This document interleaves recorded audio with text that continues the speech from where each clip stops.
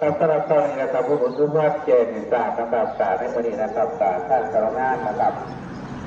ปัจจุบันก็ได้ดูแลนะครับศาสตร์แล้วก็มีวัคซีนนะครับป้องกันโรคปากเข่าเปื่อยและรับปีสกีนนะครับ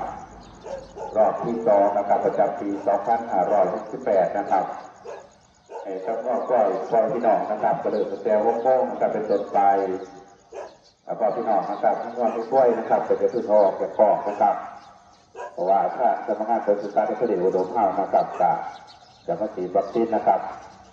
ป้องกันนะครับโรคปากเข่าเปื่อยนะครับรับปีสกีนนะครับรอบที่2นะครับ